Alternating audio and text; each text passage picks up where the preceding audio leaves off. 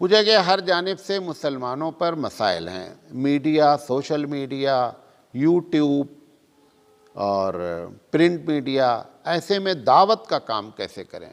یہ کہنا یہ چاہتے ہیں کہ دعوت کے کام کے لیے جو طریقے ہیں، مثال کے طور پر مضمون لکھ کر کے، مثال کے طور پر چینل بنا کر کے، فیس بک پر مضامین لکھ کر کے، واٹس ایپ کے ذریعے، لیکن جیسے ہی یہ کام ایسا ہوتا ہے، جیسے آپ نے کوئی مضمون لکھا تو پتہ چلا کہ وہ یوٹیوب پر آپ نے کوئی تقریر کی، پتہ چلا آپ کا چینل ہی کیا کر دیا، انہوں نے بلاک کر دیا۔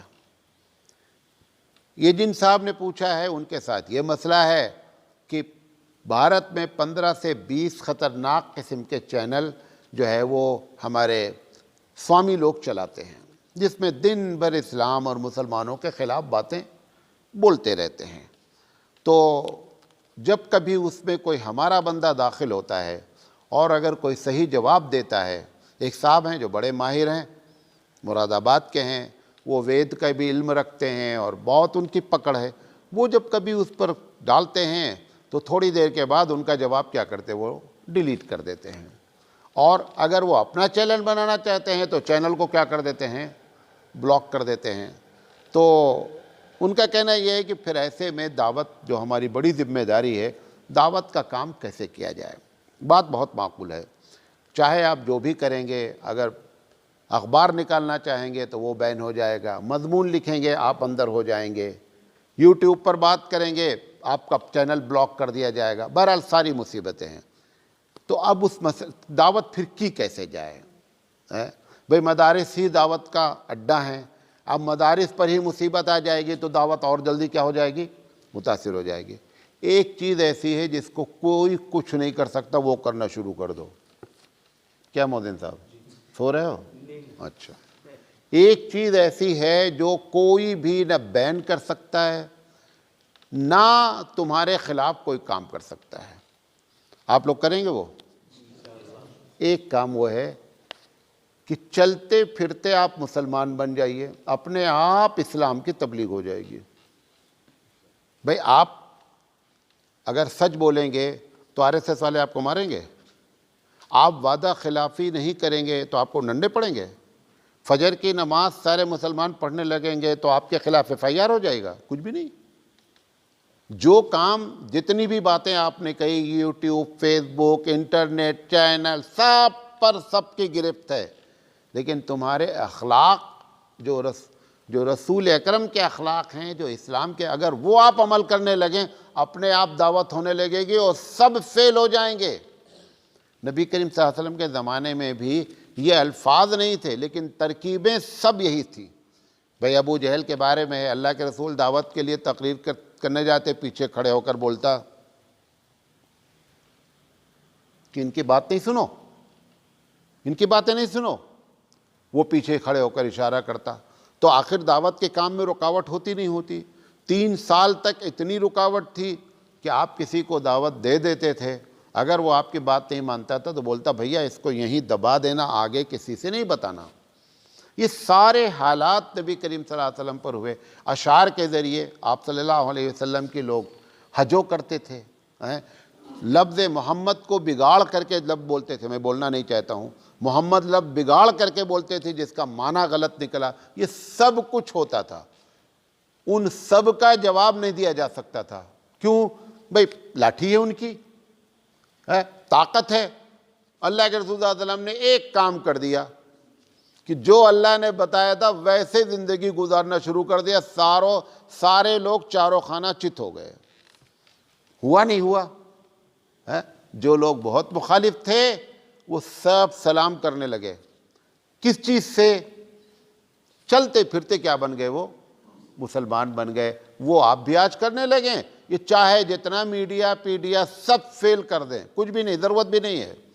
ہر آدمی تھوڑی سی، اور اس کو کرنا ہے سب کو۔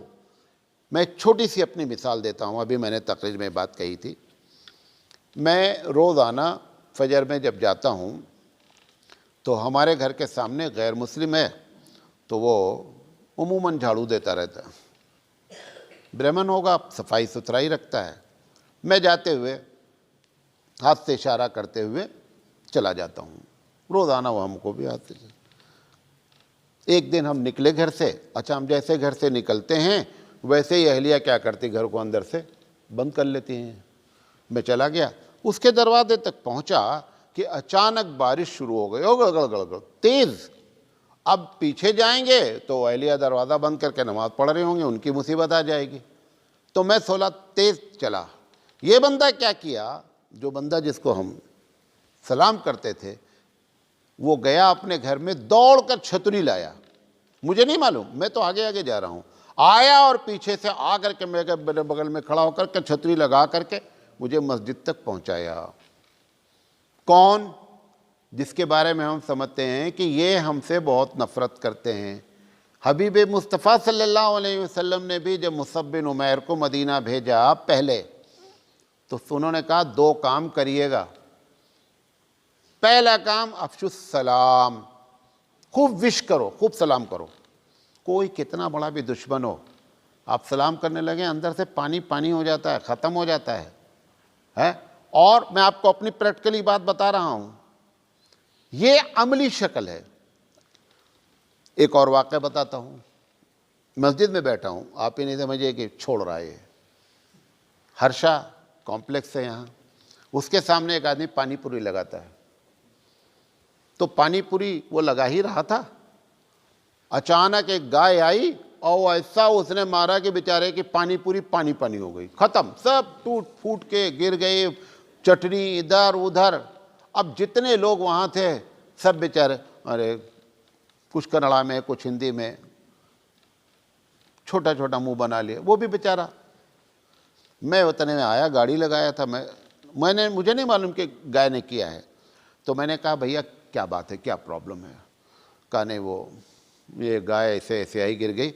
ہم نے کہا یہ بتائیے کہ آج یہ جو آپ کا معاملہ ہے، یہ اگر پورا آپ کماتے تو کتنا خرچہ آپ کا ہوتا؟ اس نے کہا 5,000 روپے۔ ہم نے کہا یہ 5,000 روپے پکڑو، اب افسوس نہیں کرو، کل آ کر کے دوبارہ دکان لگا لینا۔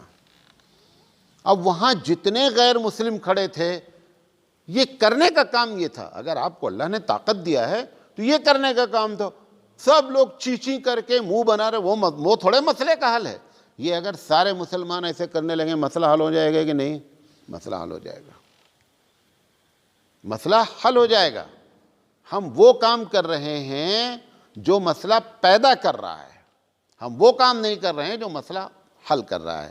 لہذا کوئی گھبرانے کی بات نہیں، چاہے سارے چینل ہمارے بلاک کر دیں، لیکن ہمارے اخلاق والے چینل کو کوئی بلاک کر سکتا ہے؟